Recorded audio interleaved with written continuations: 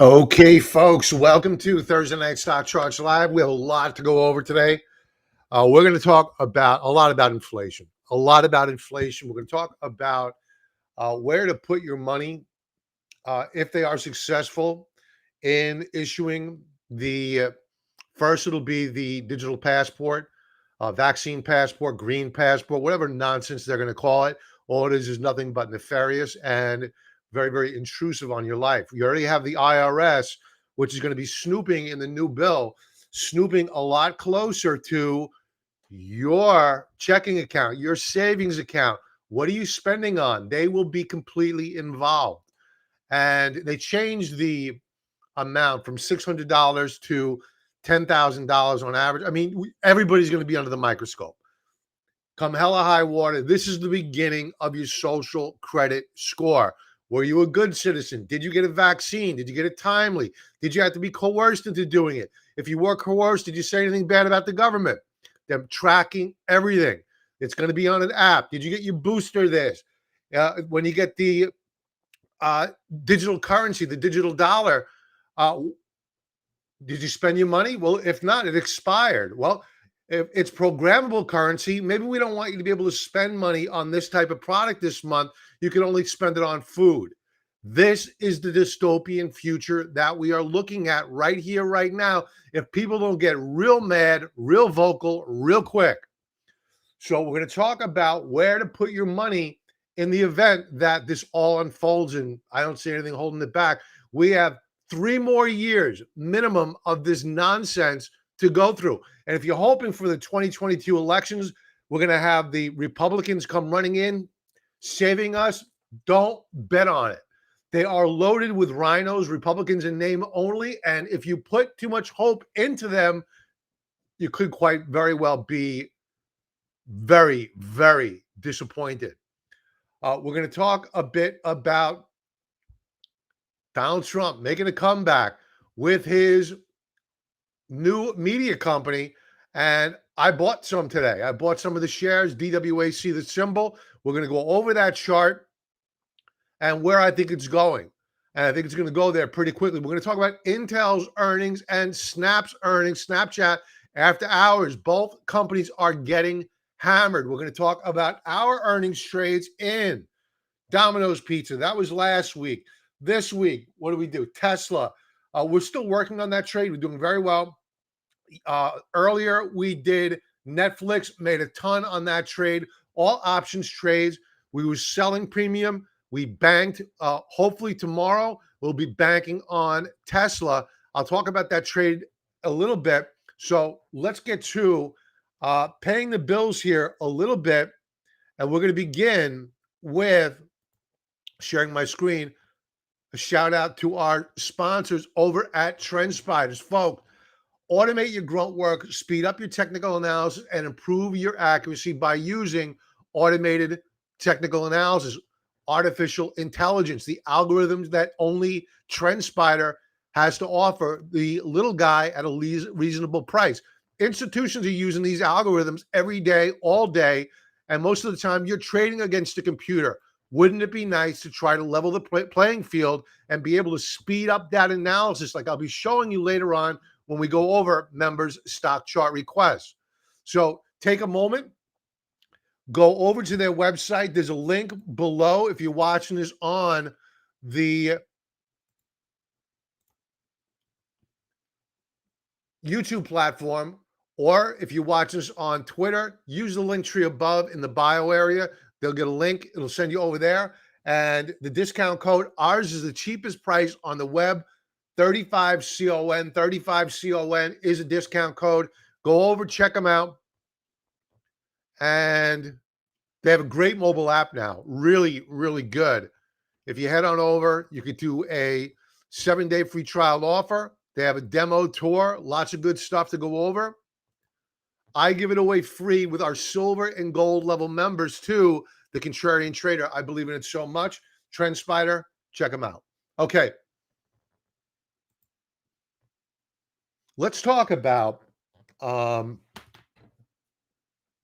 Netflix and Snapchat. Intel didn't look all that horrible. I didn't spend a lot of time on their earnings. The first thing I do when I look at a semiconductor company, I look at their margins. Their margins look pretty good. As a matter of fact, I think they beat on margins. Forward-looking guidance on margins, I think they're okay. But again, I'm not necessarily sure what the street didn't like about Intel's earnings. It may be very obvious. Again, I did not spend all that much time. Snapchat, we're going to go over both of these charts in the after hours. Hammered. Why? Apple. It's going to happen to Facebook. Facebook already said it. Apple's algorithm change is going to hurt them. Also, Snapchat, inflation, labor shortages hurting them. So let's check out their charts in the after hours.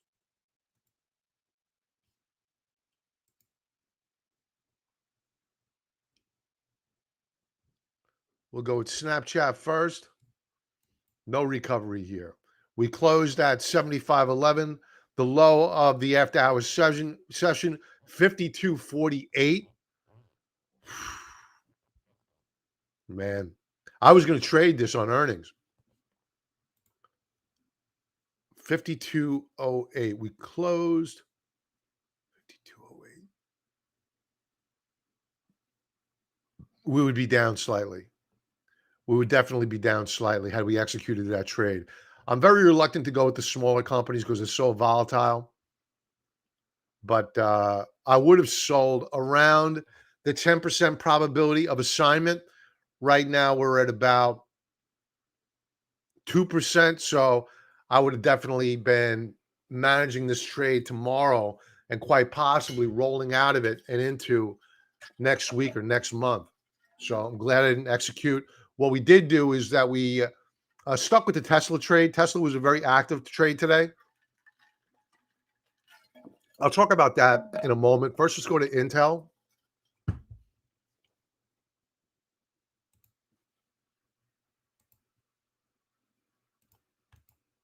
Intel after hours, hammered, man.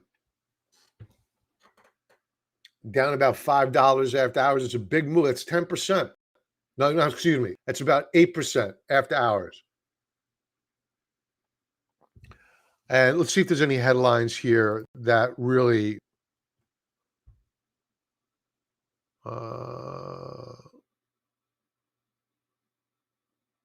sales, they missed on sales as shortages dent volumes. All right, so this is the supply chain coming home to hit the semiconductors. We're going to go over the weekly charts of the, not just the major average this week. We're going to go over some other charts that are going to point you to where inflation is, where I think it's going to go, where to put your money. It ain't going to be in semiconductors, that's for sure. So beware. If Intel's getting hurt on this supply chain issue, you can bet others are going to follow. Let's talk a little bit about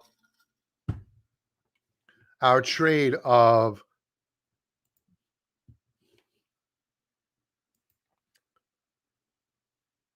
we'll go with I didn't close out Tesla yet, so I don't want to talk about that yet. We'll talk about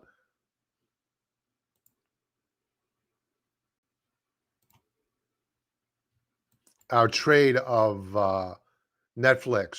We opened up what you call a strangle. Okay, that's an options trade. Now, we like to trade options here at the Contrarian Trader, but what we don't always like to do is we don't like to be the buyer of options. We like to use the analogy, or I like to use the analogy of when you trade the options market, you could either be A, the gambler, or B, the casino. The casino makes steady cash flow, but the probabilities are far greater. So net in the long run, you're going to be the winner. Whereas the gambler, the buyer of the options, he's taking a big risk. He or she's taking a big risk. Actually, let me retract that. They're not taking a big risk. They're taking, I would hope, is a defined risk. They're gambling money they know they could lose to afford. Some people don't. Some people bet the house and they go. So what we did here is that we were the casino. So we took advantage of as earnings approach, the value of the deep out of the money options expand dramatically because you have speculators in there buying up those options. Whereas normally you wouldn't have any bids so far out of the money. But because of earnings being a binary event, investors or traders they're gambling. They're taking the bet on the deep out of the money options because they're cheap. For their pennies on the dollar. But what they don't realize is that the following day, after the IV, the implied volatility, that's the measure of the value historically of the option. It deflates. It just goes poof, goes away. Unless, of course, you are so right on that trade that you make a couple of bucks. But even if you're right, even if the shares go up near where your price target is, well, the value, the implied volatility of the option is deflated. The demand is no longer there. So you still lose money on the option. That's what sucks about buying the options. Whereas if you're selling, you're smart.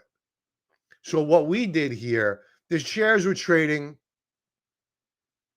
What did we close yesterday? We closed at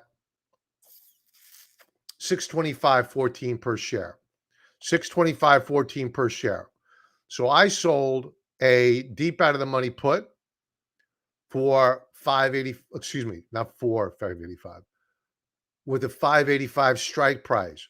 We also sold a deep out of the money 695 call. So we did 10 contracts.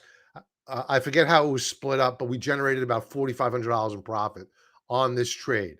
So the next day, the value of those options just pixie dust, just evaporated. And that's what we did. So nice trade. And we'll be doing it again next week. More S&P FANG names. We'll be trading those names. Coinbase is another one we'll be watching for a possible trade on earnings. So let's go to some headlines. First, let's go to chat. Talon, hello. Larry, commodities not working, Bob. Not like the 1970s when we had an oil issue. Where do we go? REITs. Yeah, you can go to REITs, but I think that you're being premature on commodities not working here. I'm going to go to the charts in a moment. I'm glad you brought it up. I think you're being premature here. I understand why.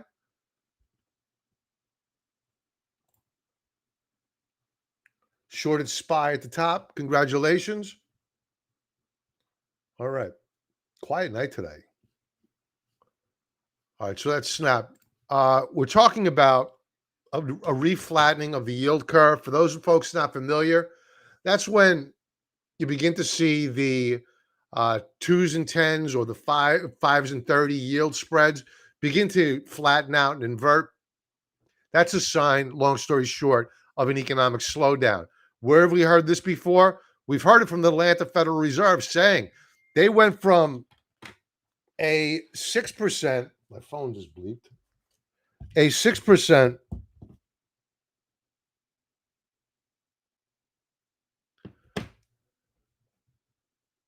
GDP growth to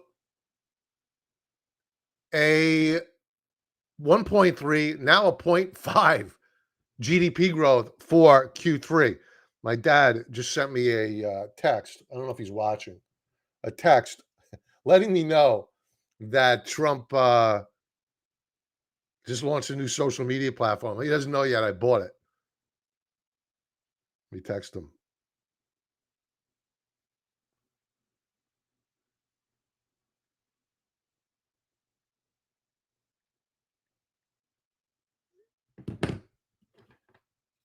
Okay. I just texted him. I own it. Guarantee he's freaking out. If you're watching, type something in the chat box. I don't think he watches me that much. Okay. So this is a measure of, this is just validating what the Atlanta Federal Reserve is seeing, a weakening of GDP. This I got to save for last. Used car prices hit new record highs, signal CPIs, non-transitory, and they're using CPI. They shouldn't be using CPI. They should be using the import-export prices. CPI is a joke. Used car prices have now hit new all-time highs.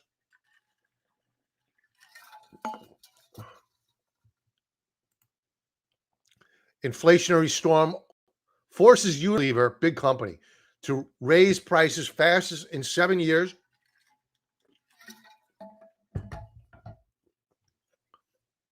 Lifebuoy, I haven't seen Lifebuoy in years.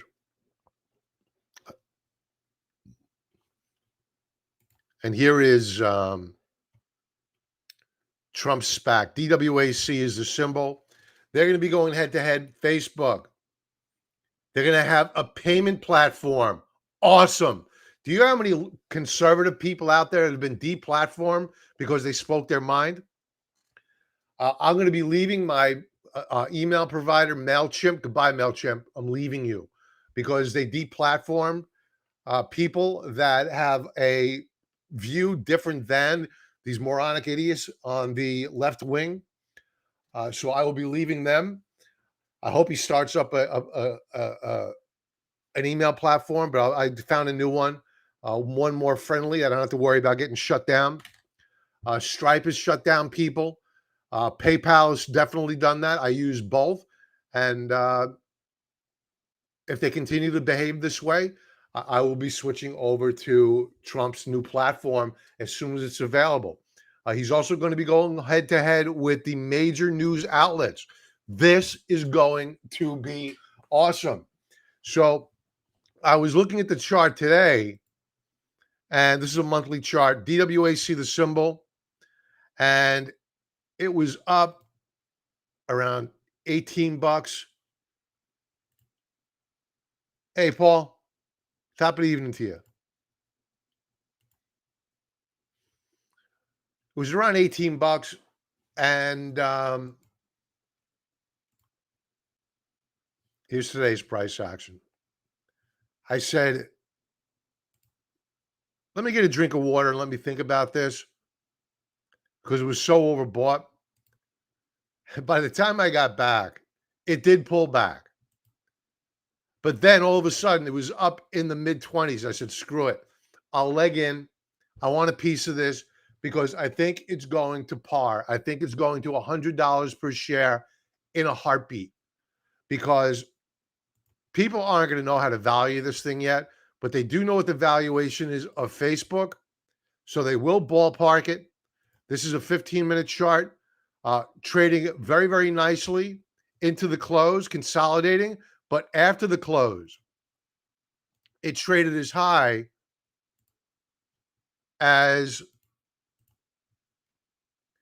$59.80 per share. So we closed at $45.50, almost 60 bucks a share. So I think we're going to $100 per share. Could be as soon as tomorrow, early next week. I think it's going up higher.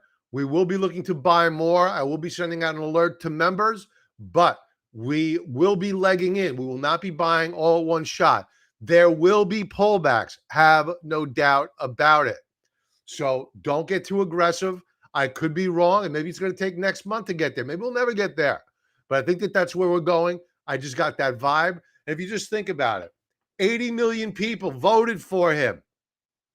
Of those people that didn't vote for him, that voted for the potato, they're pissed now. Now he's probably got easily 100 million people that want to hear from him. They don't want to hear from CNN. They don't want to hear from MSNBC. They don't even want to hear from Fox anymore. So they will be going over to his platforms. It's just a matter of how many. So this is going to be very, very interesting. This is not going to be a trade for me. It's going to be a longer-term play. Unless it gets crazily overbought and I'll book profits, I'll look to enter in on a pullback. It does not trade options yet. I wish it did. I'd be selling naked puts right now. So hopefully they will issue options fairly soon.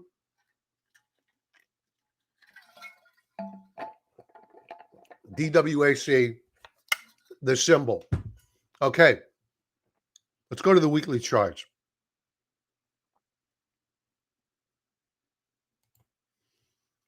So the prism by which we're going to be looking at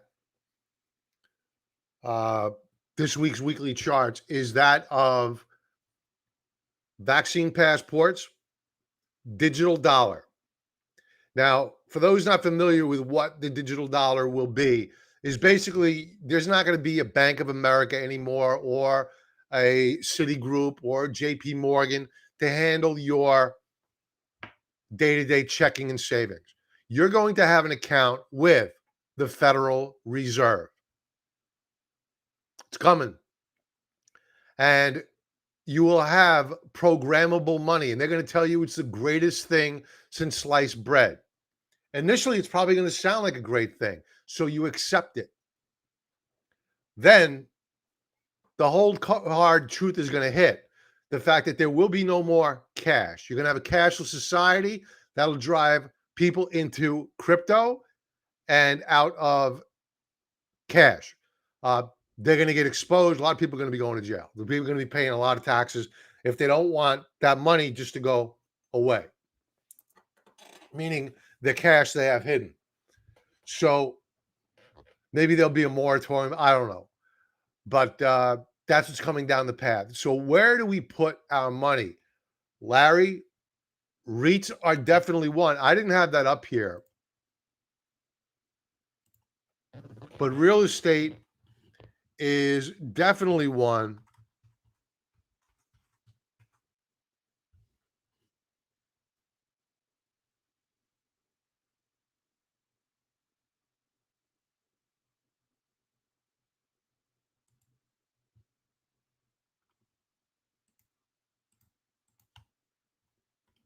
We'll focus in on this.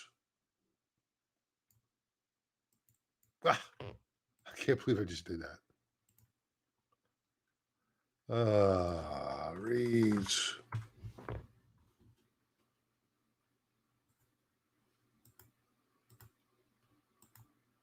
Okay. Good. All right. So God, this is going to be so crazy. We are going into some very, very crazy times, folks.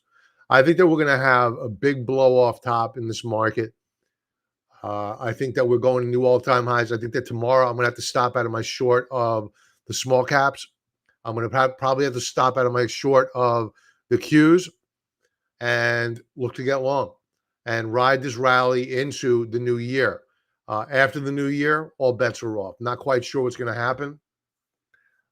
We are running into the so-called taper. We'll see what that looks like. But our economic data is not good. And you may be saying, Bob, the retail sales came out the other day on Friday. They were gangbusters. Yeah, they were gangbusters. But that people are paying higher prices. People are spending, but they're not working. People are chasing too few goods, and they're not producing. That's called a beget. The lack of production and the high demand begets higher prices. So it's an unintended consequence, but it's happening. We see it. And now we're seeing shortages. Fast forward to Monday, industrial production came out with an expectation of 0.2%, actual negative 1.3%, a nightmare number. This is a massive. This is a 1.5% miss off of the expectation. Capacity utilization missed. We're not producing as much as we should. Building permits and housing starts tanked. Normally, housing starts will show a good number, a strong number, but building permits, which is a forward-looking indicator, will begin to drift off a little bit because that's a forward-looking indicator. But this month, for the month of September, both reports hammered. Big misses across the board. Initial jobless claims today They came in lower than what was expected. That's a good thing, but they were higher than last week's number. Tomorrow, we're going to get, oh, look at this. I didn't even see this. U.S. leading economic indicators, smaller, 0.2 in. So the expectation for leading economic indicators, a rise of economic growth, came in half of what was expected. Yet, inflation is on the rise. There's no debating anymore. And even the Federal Reserve isn't saying it's transitory anymore. It's here. It's staying. Tomorrow, we get the marquee manufacturing PMI, Purchasing Managers Index. That's an important number. And next week, we're going to get durable goods. Oh, I can't wait to see this number. Durable goods. Those are your washing machines, your dryers, etc. Inflation data next week. Buckle up. GDP last quarter rose.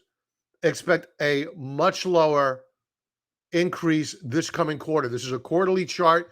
You can see we've come well off the lows of the COVID lows. Now we're beginning to stall out again. All the while, inflation, there are several different reports that are put out by the Bureau of Labor and Statistics. You have the U3 report, which is the official report. That's in gray. And that's the one they love to cheerlead. They tell you all the time it's got a 5 handle. All they want to do is say that right now it's a 4.8. They want to get it down to a 3 handle. That way they could say they're back to pre-COVID levels. But in reality, that's not the real unemployment rate. The real unemployment rate is here, the U6 report. And you may be saying, what's the difference, Bob? Well, the difference is this. The U3 number, well, it forgets about people that have dropped off the unemployment rolls. It forgets about people that are no longer looking for work. They no longer exist. They're forgotten about. Poof. Gone. Whereas the U6 report, they're still counted in. And that U6 report, we have official unemployment at 8.8% in this country, not at 4.8. So GDP growth slowing. Real unemployment in this country is over 8%, nearly 9%. Housing prices. This is the Schiller U.S. National Home Price Index, all-time highs. The average home is now going for $263,000 across the country. Florida home prices ripping through the ceiling. Incredible. All the while, you would think that with economic data slowing down some this week, yields would have pulled back. Nope. We are breaking out above the upper band of resistance on the 10-year yield. This inverted head and shoulders setup, we're seeing a breakout. Here's your left shoulder, head, right shoulder. Here's your neckline in dotted blue line. If we fail to pull back tomorrow, this is a breakout of a major, major formation, a very sound base. Yields are going to go a lot higher. Tomorrow is a very critical day. I haven't said it yet. One trading day left to go in the week. A lot can happen. Eric. Hey, brother. Hey, Bo. How you doing, my friend? Good to see you.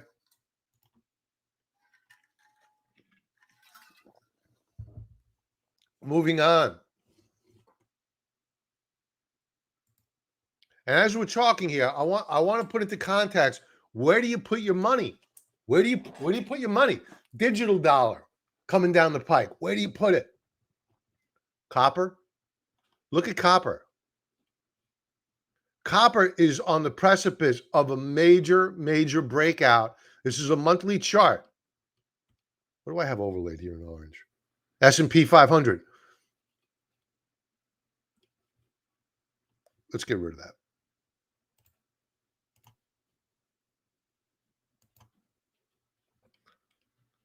Now we have a few trading days left to go in the month.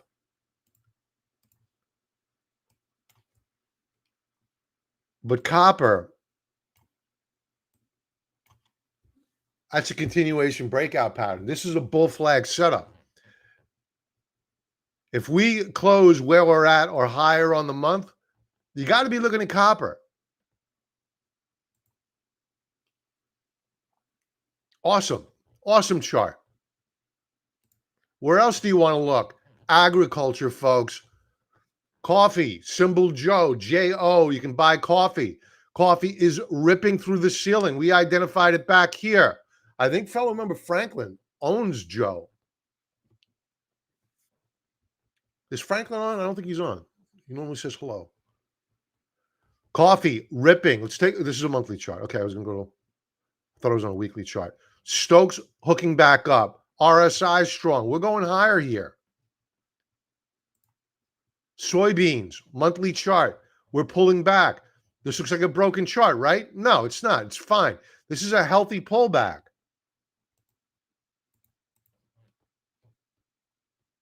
We were in a ridiculous uptrend. We needed to pause. We did pause. Now we pulled back. But we want to make sure where we open up a position is where we have historical support. So what do we do so far this month? This is a monthly chart again.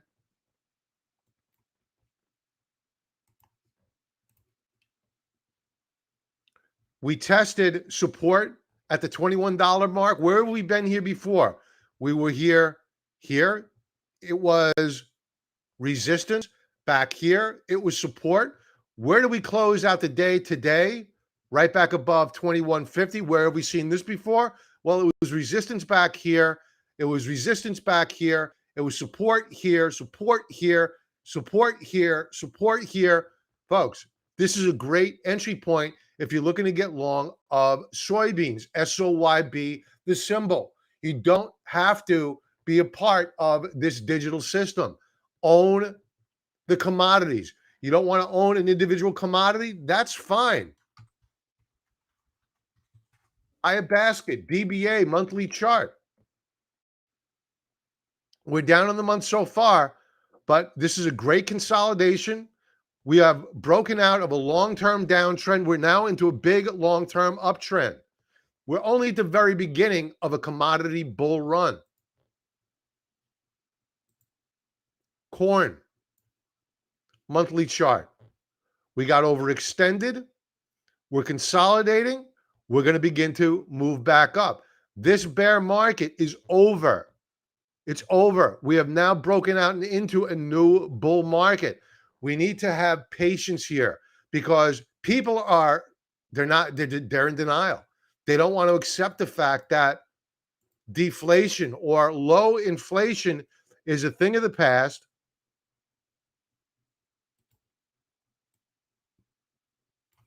They literally believe, and these are educated people. They believe that the Federal Reserve is accurate with saying that inflation is transitory when there's no indication of that whatsoever.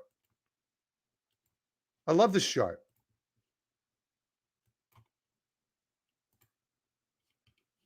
That's corn. Not sexy. It's not sexy at all. But you want to preserve your buying power? You want to make money in this kind of economy? You got to buy corn. You got to buy stuff that has utility.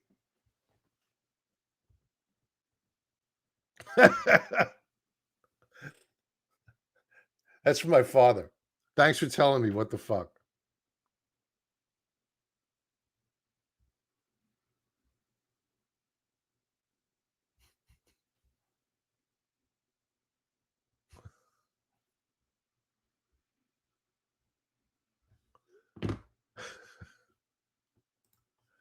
All right. Wheat, monthly chart. We're flirting with a breakout here. I talked about this on Sunday night. Wheat was looking good. This is a monthly chart now, looking rock solid. We break out above 7.53 per bushel, actually per share. This is a fund. Look at this inverted head and shoulder setup. Or I should say a W formation. It's not an inverted head and shoulder setup. W formation. We're getting ready to break out above severe resistance. Folks, very early stages of a major, major, major bull run here. Moving on to bonds. The last thing you want to own in a rising inflationary environment are bonds. The last thing you want to own, because yields are going up, the value of your bond is going down. You're getting paid a negative yield adjusted for inflation. So you're going to buy a bond, which is going to go down in price. You're already getting paid a negative yield. Why bother? Why? You want, if you want to get a tax write-off, okay, I guess buy bonds. That's not the way to get rich.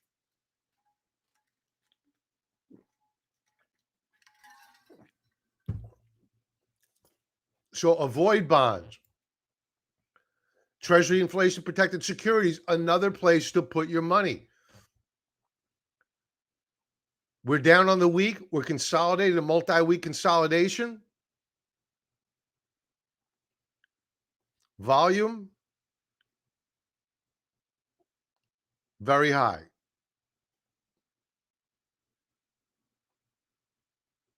To the downside. Let's go to a daily chart really quick. My father's got me feeling bad now. He wouldn't have bought it. It's too volatile.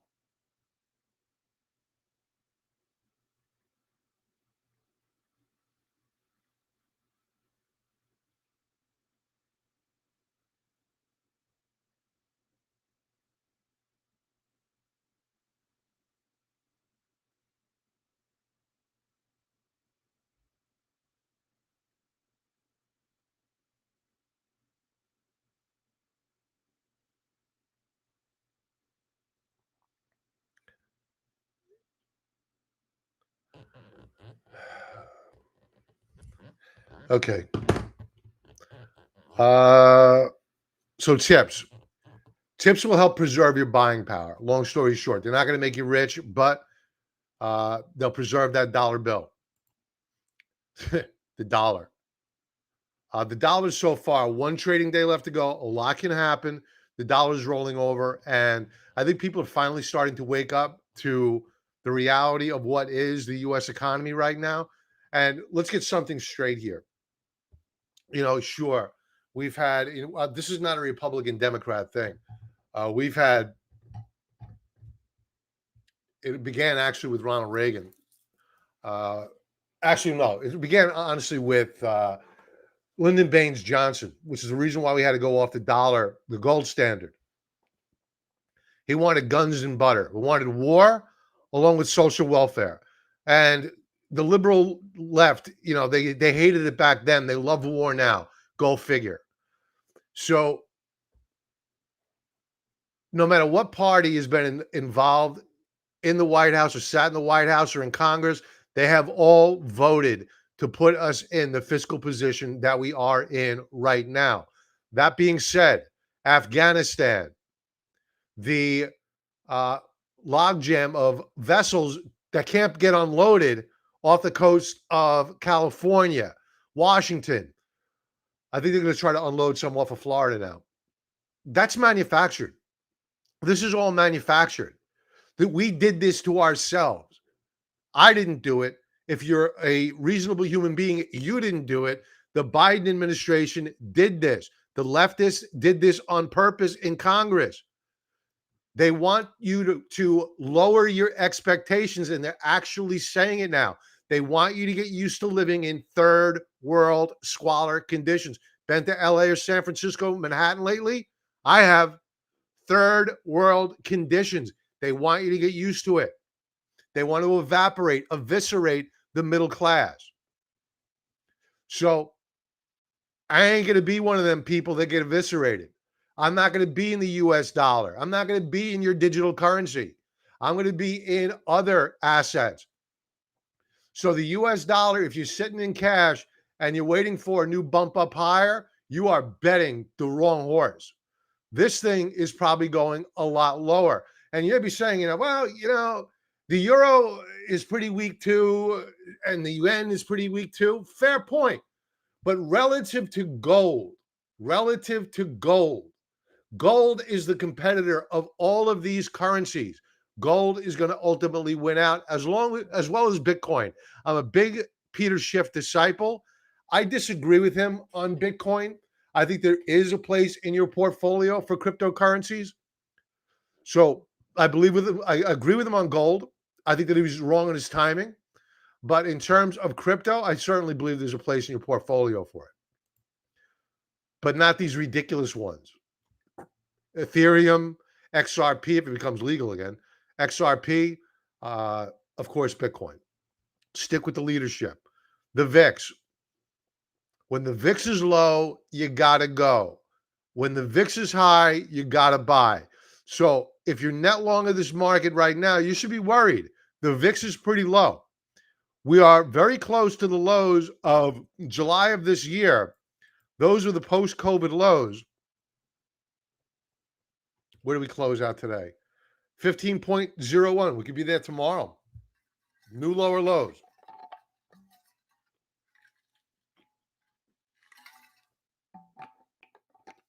The question is this. With yields going up higher, what if? What if the Fed tapers? Because the Fed tapering, and for those not familiar with what a tapering is, all it means is that the Federal Reserve is going to buy, I think they said $15 billion less per month of mortgage-backed securities and treasuries. But that means they're still going to be buying $105 billion per month of mortgage-backed securities and treasuries. So it's not as if they're not going to be around anymore to push the market higher.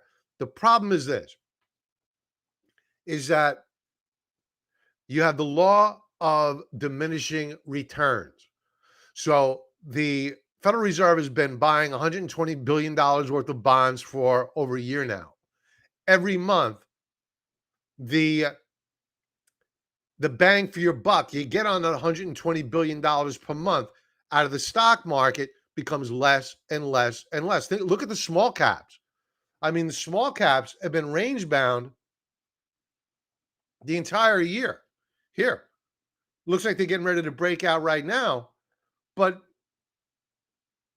they've gone nowhere. So what happens to the small caps if they begin to taper?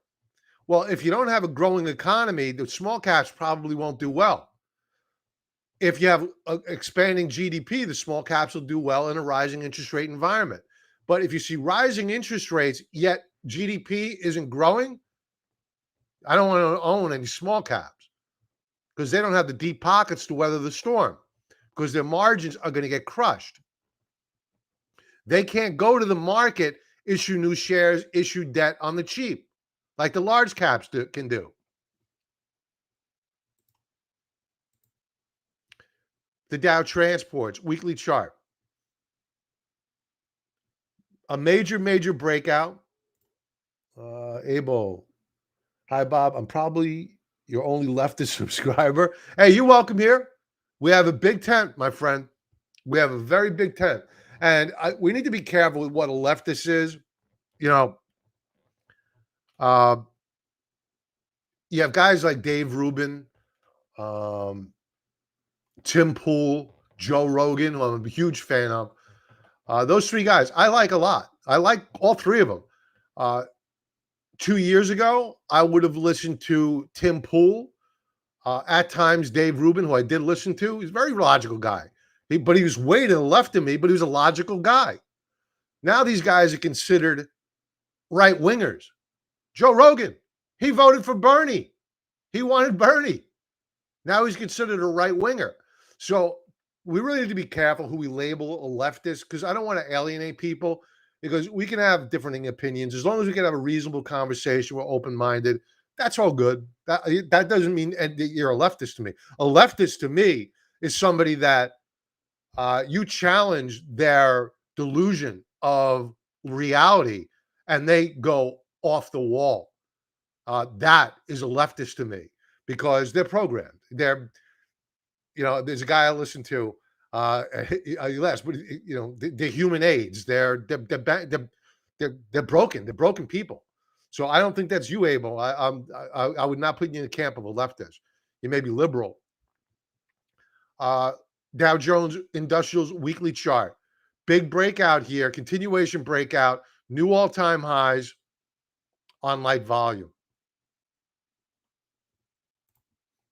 Franklin's here. All right. Hey, Bob, great calls on selling the calls and puts. Thank you. It's been a really good week. You saw I rolled up on the Tesla puts today. All right, so we went from, what were we at? The 810 strike to now 875, something like that. What was our strike? Yeah, 810. We rolled them up to the 875 strike. Those all expire, hopefully worthless tomorrow. So more to come. Thanks, Franklin. Glad you got involved. Okay. Dow Jones looking good. Volume poor.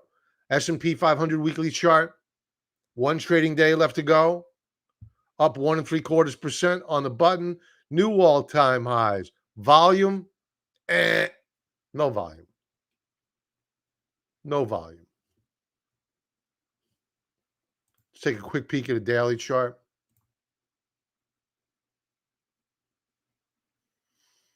Good day today. Light volume. Chart still looks good. Looks like we're going up higher. But folks, remember this, right? All-time highs, but the VIX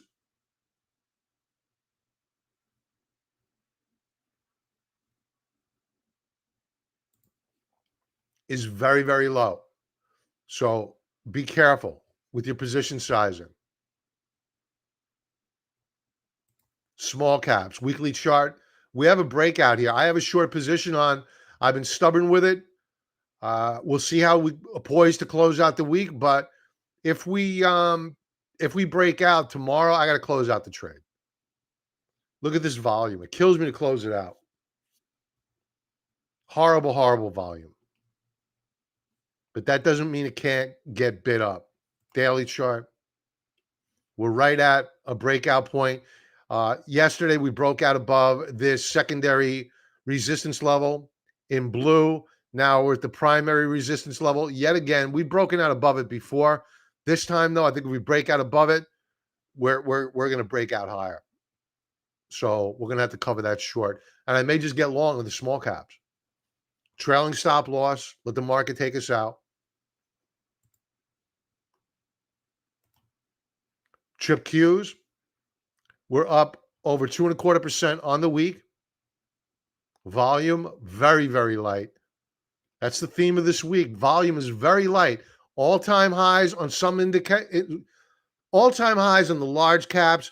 The Qs near an all-time high, possible lower high on very light volume. Small caps, very close to a breakout. Very light volume. Let's check out the daily chart. Right at resistance, we closed today on volume, which was dropping like a rock. The banks.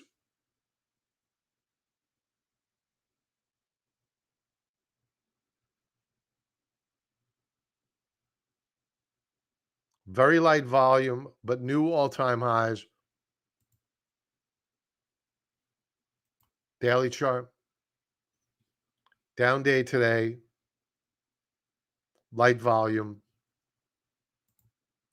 Technology. One trading day left to go in the week, but looks like we have a breakout on the week. Volume, very, very light. Let's go to a daily chart. Big outside reversal bar. Actually, it's not an outside reversal bar. It's a bullish reversal bar. Either way, bullish setup here. Volume, horrible. Horrible. Semis. Remember, Intel reported, no bueno.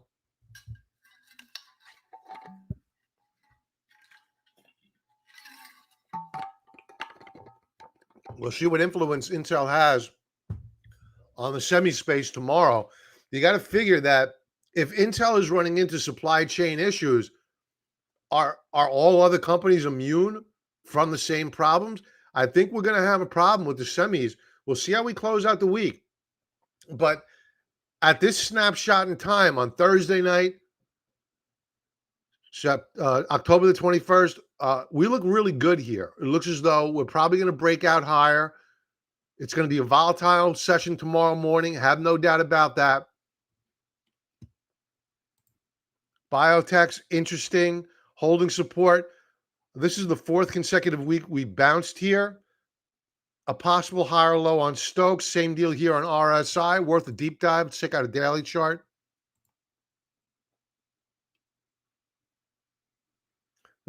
I like these Stokes. I like RSI. I don't like this topping action.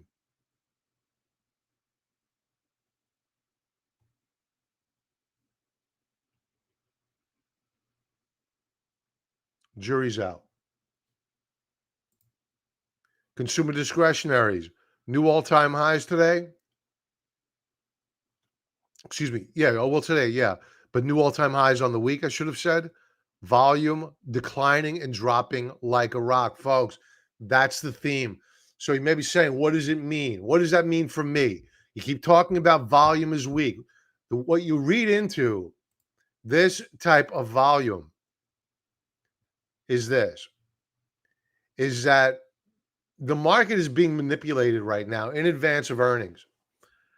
And what they're probably doing is that they're squeezing the shorts. The shorts are leaning into the morning session, getting squeezed out by the afternoon. And it looks as though consumer discretionaries are going to go higher on light volume. The problem is that this is finite. And at some point in time, you're going to have institutional selling that'll overwhelm these retail buyers. So beware. And this is why I'm always going to take you back. Watch your volatility index.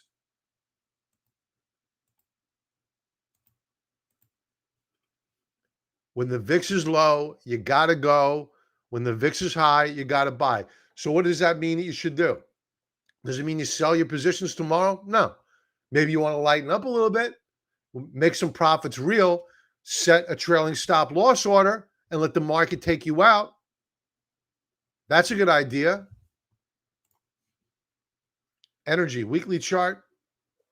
Now flat on the week. We gave up some gains. We were breaking out, but we faded a bit. Volume to the upside, declining. Oil took it on the chin today. In fact, let's check out oil. Weekly chart of oil. We're off the highs of the week. Daily chart. We bounced back off the lows, but man, it was a bit of a bloodbath there today, a little bit. Volume rose, but just below average. MACD may go negative. I memorialized this observation from a few days ago. Oil was looking really, really good, but I took notice of the declining histogram on MACD, and that's just an indicator of momentum waning, despite the fact we are putting in higher highs and higher lows. Emerging markets looking good. The dollar pulls back. That's good for emerging markets because the debt of these emerging markets are denominated in US dollars. When the dollar pulls back, it's like a tax cut for them. Also, many of these third world countries are commodity producers. So, like countries like Chile, huge fruit producer. They have a lot of debt denominated in US dollars. So fruit prices going up, coffee prices going up, the dollar going down. So they're getting paid more for their exports and they're paying less. They're paying less in debt because the value of the US dollar is declining relative to their currency.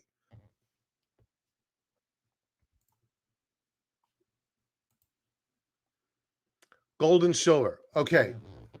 I was going to go over gold and silver. I'm going to combine the two. Larry mentioned earlier that commodities were lagging. They're just beginning.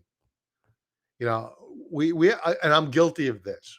We have a tendency to be very, very impatient. We're looking for the 1970s, and Larry makes a great point. Um,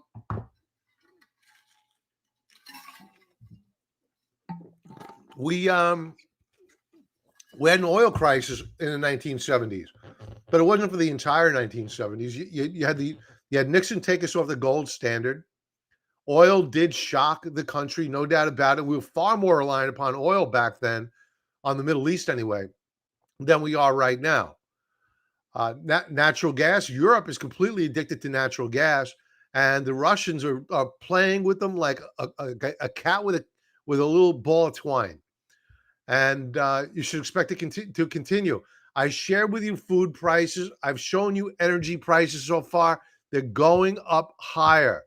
So inflation, maybe it'll be a different type of inflation, but we're getting inflation nonetheless. Now, in the case of gold and silver, this is the XAU, the gold and silver index monthly chart. Look at this. Look at this beautiful, beautiful reversal bar on the month. Yes, the Stokes is still weak. We're probably going to get another month or two of consolidation. But man, once we begin to break out, and especially if we break out to new all-time highs, brother, look out above. It's going to blow up. Gold monthly chart. Bull flag setup. We're very close to a major breakout on gold. The gold mining stocks, weekly chart, very close to a breakout here. We pulled back a bit today, but the indicators looking rock solid.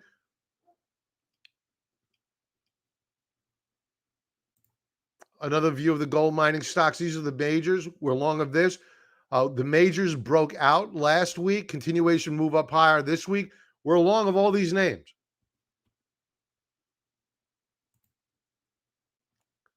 The silver miners rallying up into resistance. We're up over or nearly 2.25% on the week. Our gold mining stocks, at least on the NUGT, up 1.33%. Our junior miners trade up over 0.75% on the week. Bitcoin's another place, folks, where you want to be putting your money. Not a lot of it, but have a piece of it. Where are we at now? We're very close to all-time highs here. Think about it, only a couple of weeks ago, the Chinese banned crypto. Where are we? They don't care. They don't care about China. So crypto appears to be moving up higher. So we definitely going to need to have exposure to Bitcoin, Ethereum. I like XRP. I would love to be able to buy XRP again. And the REITs. This is Larry's call. I mean, take a look at a quarterly chart of the REITs. Money is flowing into real estate. Hard asset, folks. If there's anything that you want to take away from this commentary tonight, is this: in the face of a digital dollar, you can't digitize real estate. You can't digitize gold. Some people say that gold is digital, Bitcoin is digital gold. It's not. You can't wear Bitcoin. You can't put Bitcoin into electronics. You can't do it. You can't put them into teeth. Bitcoin is a completely different store of value. I do believe it's a store of value. So real estate, not going to digitize it. You got to be in real estate. Love the REITs as well. Not necessarily the DGRs. This is just an index. I like REITs that are investing in residential housing and farmland. No office real estate unless you're getting a lot of value. Let's take some chart requests. We're going to log off.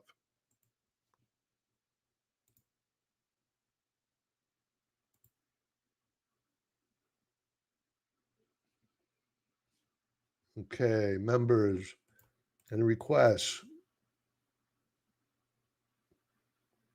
We got a couple of them here. CAH, Larry.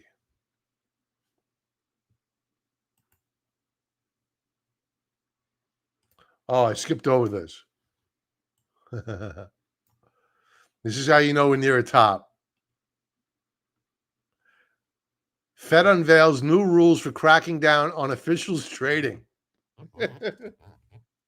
Folks, the audacity of them to even address this at this point. If anything has become apparent from the Trump presidency and from COVID is that we live in a very, very corrupt country. It's exposed. I mean, it's so exposed. They failed at hiding it, and now they're just going full steam potato now, and they're not hiding it anymore. They are corrupt, extremely corrupt, and they are holding on.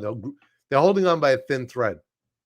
And the more they squeeze the American people, the more we try to fight back. So fight back. Don't let they think that you're stupid. They think I'm stupid. Let them know I'm not stupid. Get on the phone with them. Tell them no effing way. This vaccine passport. They're going to name it something really nice. The green passport, whatever. All it is you are the enemy. They don't consider the Chinese the enemy. They don't consider the Russians the enemy. They say they do, but they don't. They consider you the enemy, me the enemy. Why? Because our eyes are open. Let's do some chart requests.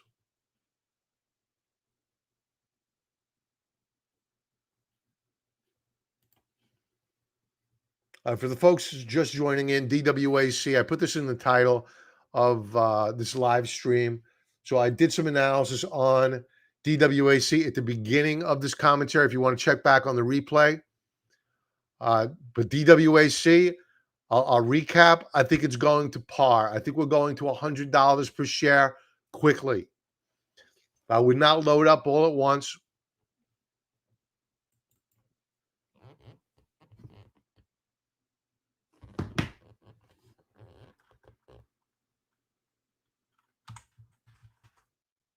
$480 shenanigans. Watt. WATT. Folks, we're using TrendSpider again. Go over to their website. Use our discount code 35CON, 35CON. If you watch this on YouTube, go to the link tree above in my bio. You get a link to go over to their website. If you watch this on YouTube, use the link below. 35CON, 35% discount off of automated technical analysis. All right.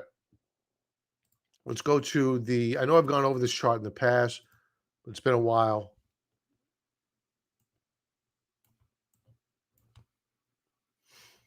All right, so the monthly chart, we're flattening out.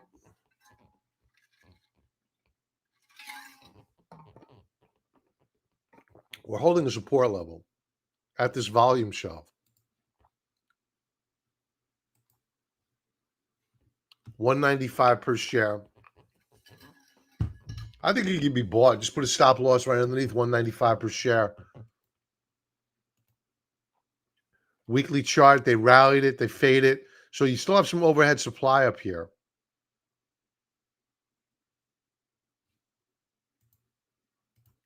Daily chart.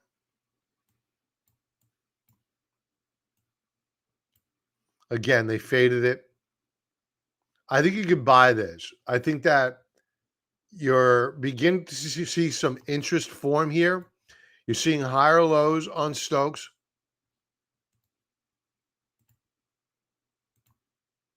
Higher lows on price potentially. I'd be fine with buying it. Just use a stop. You close down below 195 per share, you're out. Add more on a breakout above. I like the automated trend lines here. Watch the lines in green pack up, come back on. There you have it. So I'm going to set up an alert here. Breakthrough. No sensitivity.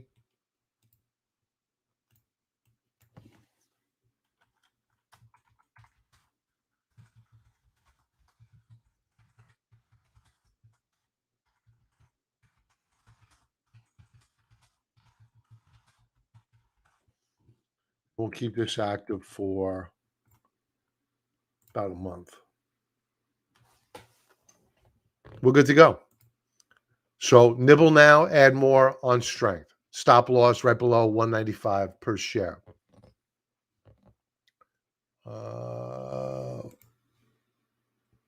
Larry, CAH. Cardinal Health.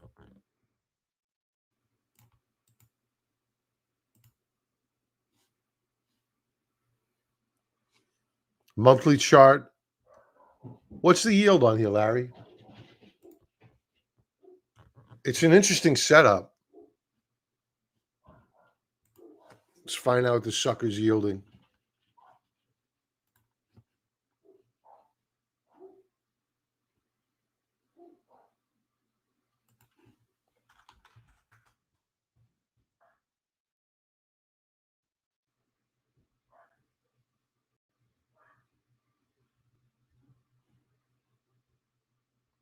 Yielding 4%. Okay. Monthly chart. We remain in a downtrend.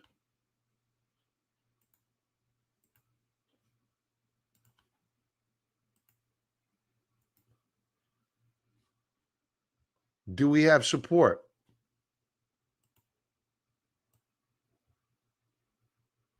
We do. We bounced off of support last seen back here in November of 20. Prior to that, it was resistance. Prior to that, it was support back in September of 20. And you can see there's more history at that support level as well. I like the support level on a monthly time frame, very strong. Weekly view, we've broken out on a weekly time frame. CAH is a buy, assuming that we close above this resistance level by the end of business tomorrow. Daily chart.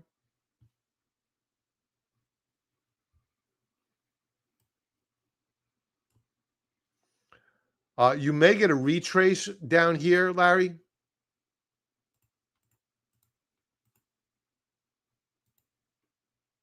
I'd be an aggressive buyer if this alert were to fire off. I'll share it with you.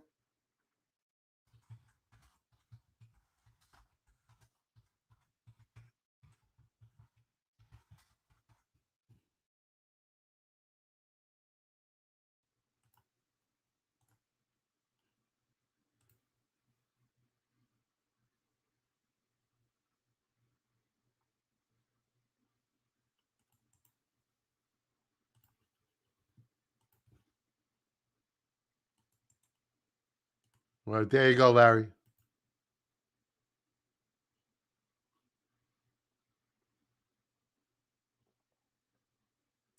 All right, folks. With that, thanks for joining in. Tomorrow's going to be a very volatile morning. I just get the feeling. Let's quickly check out the futures. Jesus, this is DWAC is now at 68 in the after hours session.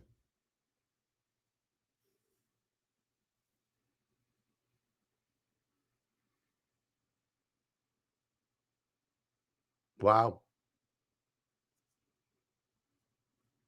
You heard it here. I think it's going to $100 as soon as tomorrow.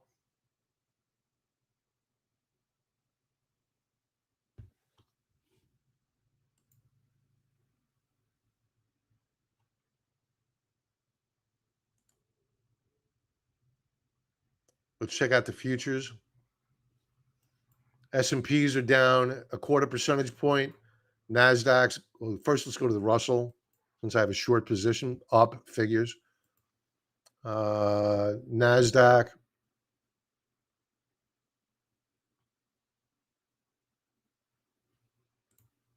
Come on, man. As President Potato would say. Come on, man. Where are my NASDAQs? There we go. Down 0.5%. Tomorrow's going to be a volatile session. With that, folks, if it's really ugly tomorrow morning, I'll do a morning commentary. So if you're not currently subscribed to my YouTube channel or following me on Twitter, please follow me there, and I'll catch you live.